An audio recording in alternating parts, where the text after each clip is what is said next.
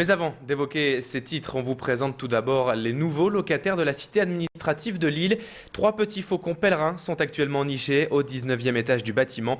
Leur mère a installé son nid sur un balcon d'une 50aine de centimètres de large. C'est une première nichée de faucons pèlerins pour la cité administrative, d'ordinaire plutôt occupée par des faucons cresserelles, beaucoup moins rares et moins farouches. Ces petits faucons devraient bientôt quitter le nid. En attendant, ils sont bien choyés, même par le personnel de la cité. Pour les protéger et ne pas les apeurer, les vitres du bureau ont été occultées par du papier.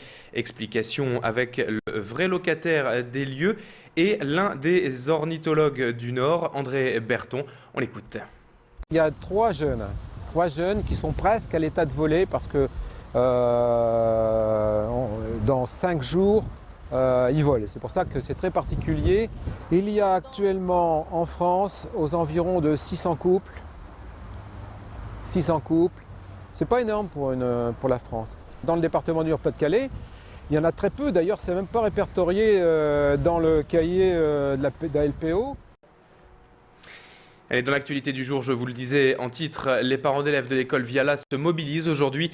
Ils protestent contre la suppression annoncée des 3 postes d'assistants d'éducation de l'école à la rentrée prochaine. Et après une première action mardi matin, ils remettent le couvert aujourd'hui. Ils ont notamment prévu une opération école morte ce matin et doivent bloquer le rond-point des postes proches de l'école durant la matinée. Ils espèrent ainsi être reçus au rectorat dans la journée.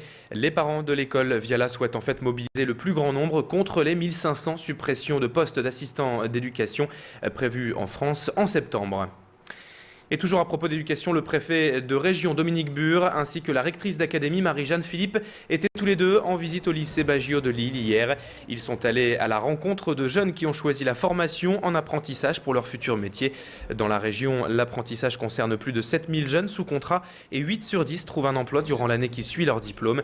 Mais malgré les avantages de l'alternance pour se former, près de 15 000 places sont encore vacantes dans les centres d'apprentissage de la région. Pierre Beauvillain était au lycée Baggio. Il a rencontré le préfet Dominique Bure. Je vous propose de l'écouter à ce sujet et c'est des propos recueillis donc par Pierre Beauvillain. Nous avons beaucoup progressé au cours des dernières années déjà dans cette région, mais il y a encore un pas à franchir. Il faut que les uns et les autres comprennent que la voie de l'alternance, la voie de l'apprentissage est une voie d'avenir et qui permet, en mariant la formation théorique et l'expérience pratique concrète dans une entreprise, de donner du sens à la formation et d'ouvrir et de préparer l'avenir de nos jeunes. Nous venons de signer d'ailleurs un contrat de plan de formation professionnelle et nous devons le traduire plus concrètement en actes à travers un contrat concret d'action et c'est ce que nous allons discuter et négocier dans les prochaines semaines. Le verdict dans l'affaire Bergsman est tombé hier après-midi. Le seul accusé, Mohamed Medjahed, a été condamné à 30 ans de réclusion criminelle après plus de 8 ans d'enquête et de procédure. Sophie Bergsman, une rhumatologue de Valenciennes, avait été égorgée et assassinée dans son cabinet en octobre 2002. Mohamed Medjahed a toujours nié les faits, mais des morceaux d'ongles et une partie de son ADN ont été retrouvés sur les lieux du crime. Des preuves accablantes contre lui qui n'ont laissé aucun doute dans l'esprit du jury.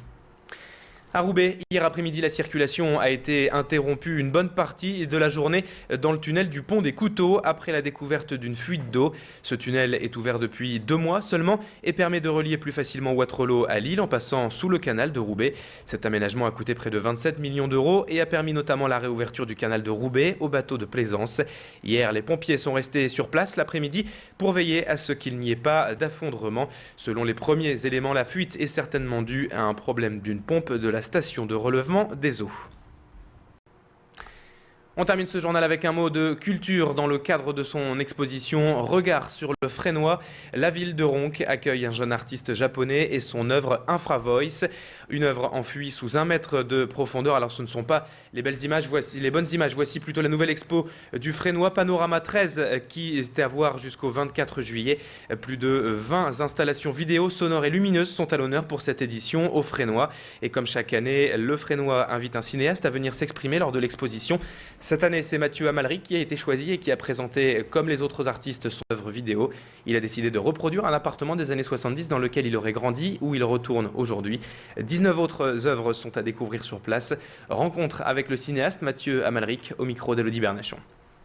C'est la reconstitution de l'appartement de ma prof de piano quand j'étais petit à Moscou. Voilà. Que j'ai eu l'occasion de retrouver 33 ans plus tard, il y a quelques mois.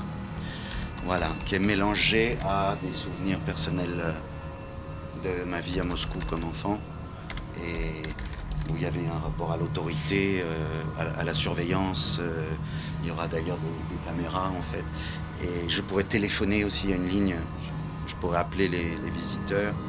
Et ALIC donc pourra peu à peu permettre aux gens de toucher en fait et de fouiller. Alors, on se quitte avec une pensée pour nos deux confrères de France 3, Hervé Guéquière et Stéphane Taponnier. Ils sont retenus en otage en Afghanistan avec leurs 3 accompagnateurs depuis maintenant 527 jours. Nous ne les oublions pas. Nous pensons bien sûr à leurs familles et à leurs amis. 7h06 sur Grand Lille TV, c'est la fin de cette édition. Merci à vous de l'avoir suivi. Merci d'être toujours aussi nombreux à nous être fidèles pour suivre ensemble l'actualité de la métropole lilloise. Dans un instant, vous avez rendez-vous avec votre météo du jour et les conditions de circulation. À tout de suite.